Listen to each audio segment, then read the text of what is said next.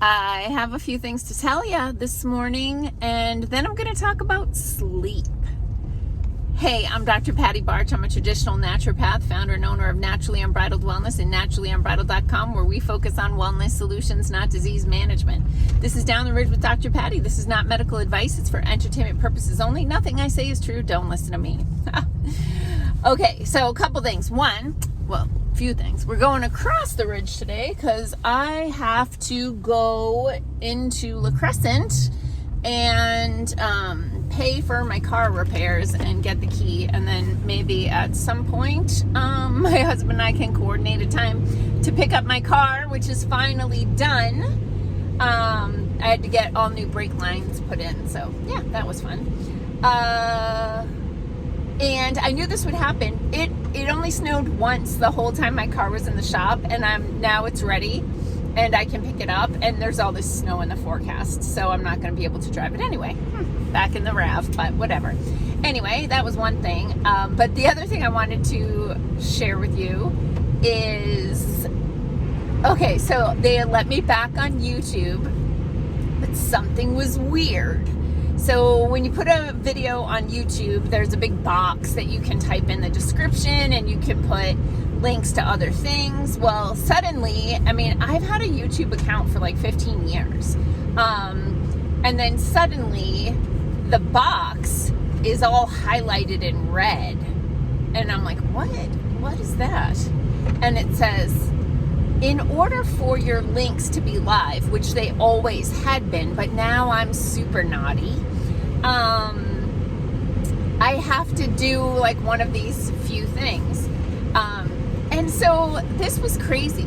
So in order to get the links to be live, and so I link to my newsletter. So if you want to get my newsletter, like that link is in the video description. I link to my website. I link to my online store, and I might link to outside resources or other videos.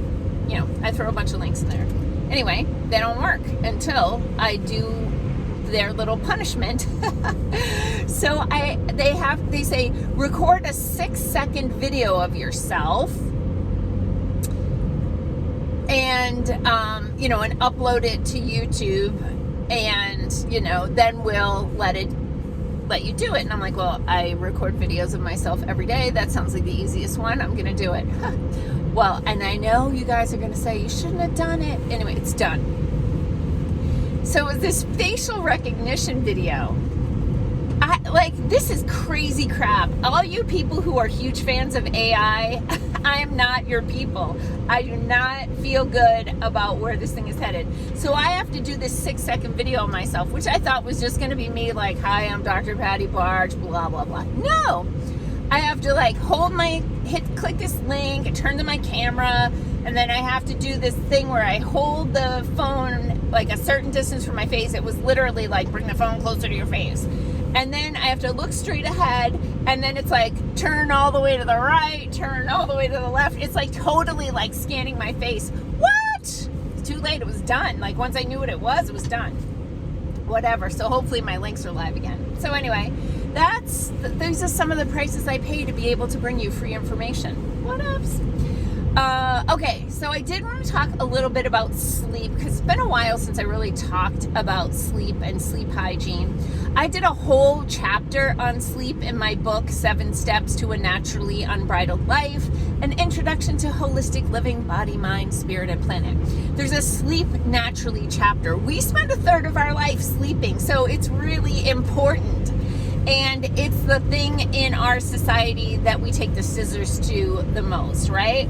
Get up crazy early and go to the gym. I've talked about why that's a super bad idea. The other thing is staying up late to binge watch stuff to just check out of our lives for a while with the screens in our eyes, or, maybe you've got a bunch of kids and you got to make a bunch of lunches and all the things that happen in life, and we tend to just cut sleep. And then part of the problem is that even when people are going to bed and getting sleep, they're getting crappy sleep. It's not restorative sleep. And there are various levels of sleep. And for my doctorate, I had to read this sleep book that was like this thick. It was massive. And it was like fascinating and boring all at the same time. Like, I was super fascinated by it because I'm a nerd, but I was like, oh yeah, the average person would not be able to get through this book because it, you know, it was really technical and stuff, but I was fascinated by it. Anyway, during sleep, your body produces human growth hormone. Even when you're a full-on adult, your body uses human growth hormone for cellular repair, tissue regeneration, that sort of thing. So if you're not getting into the deepest levels of sleep, you're not producing enough human growth hormone, therefore you're just putting duct tape or scotch tape on things instead of actually repairing the tissue. The other thing is dreams. And dreams, like, fascinating topic, and I do not claim to be an expert in dreams, but part of dreams and those deeper levels of sleep is your subconscious works on your problems. This is why you can get up in the morning and then you get in the shower and you have this aha moment, like, finally, now I know what I need to do about XYZ. And that's because your subconscious has kind of fleshed out scenarios and come up with a solution for you while you're sleeping. So if you're not sleeping, that doesn't happen. And what I always say, if you're not sleeping, you're not healing. So I gotta tell you what happened to me on Saturday. So on Saturday morning, I had to go to downtown La Crosse to return a couple pairs of pants that I had ordered online, and they didn't fit, so I needed to return them. And there was no place to park, so I had to park pretty far away and walk to the store. And then I returned the pants, and then on my way back to my car, there was a coffee shop on the corner, and you know, I just, like, sometimes I just need some downtime. So I'm like, oh, okay, I will just go into the coffee shop and I will just sit and have a cup of coffee and just scroll on my phone and just, you know, just relax for an hour. So I went in and I ordered Americano, and I often will order an Americano. For those of you who don't know, an Americano is just espresso, which is a super concentrated shot of coffee that's been diluted with more water. And I like to get Americanos because a lot of times the drip coffee is just gross. And then I drink my coffee black, right? Just straight black coffee, and the more bitter and the richer the better. And so Americano is my jam when I like to treat myself to a cup of coffee. So sometimes when I get an Americano, they only put one shot of espresso in there, which I think, like, oh God, now it's too watered down. I don't even like this. And coffee is a religious experience for me, and I want to enjoy it. So I ended up, so I walk in, I order an Americano, and the barista, who is well-trained in upselling, says, do you want an extra shot of espresso in there? I'm like, sure. Because I'm like, if she's asking, they probably make a wimpy Americano. It's not my regular coffee place, which is actually my house.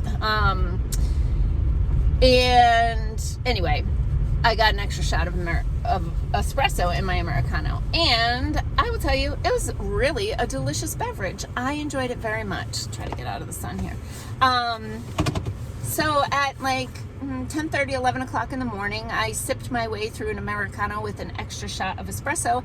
I never got the jitters. I drank the whole thing. It was really wonderful. And then Saturday night, went out to dinner with Sherry from my office. She's worked for me for 5 years now. So my husband and I went out to dinner with Sherry and her husband, and we had a lovely evening. Got home late for me. Like, I think we got home around 10 o'clock, which I'm usually in bed around 9. And I fell asleep pretty quickly. But then at 1 o'clock, I was like wide freaking awake. And I was pretty much awake the rest of the night, in and out of very light sleep. And so Sunday, I was just luggage. But the reason why I'm telling you this really long story about coffee is because coffee that you drink early in the day can absolutely disrupt your sleep hours and hours later. So if you are not waking up refreshed, or you're tossing and turning through the night. I mean, there's other factors we need to take into consideration, like blood sugar, hormones, melatonin level, those sort of things. But in general, one of the first things you can do is looking at reducing your caffeine intake. Whoa, that just reminded me of going into the local convenience store, and now it wasn't good when it was like 15 feet of soda in the coolers at the convenience store. But over the past handful of years, that soda has transitioned to energy drinks. So now, not only like we have a lot of people drinking a lot of coffee, it's like the number one drug in the United States, caffeine. But now we've got adults and worse, young people who are just hopped up on these energy drinks that's really interfering with sleep, which is absolutely interfering with health, clarity of mind, blood sugar, all kinds of issues. So I challenge you to prioritize sleep and if you need to moderate your coffee, which I'm actually in the process of doing myself, Sherry introduced me to a product called Joey, Joey, I think. And it's just an herbal blend. It's actually pretty good. So right now I'm at the point where I'm doing half and half. So I make 1 cup of coffee. I put half in a mason jar in the fridge, and the other half I drink, add more hot water, and add a tablespoon of this Joey stuff. And eventually I'm going to try to get to all Joey to really reduce my caffeine, and just use coffee as, a treat when I need it.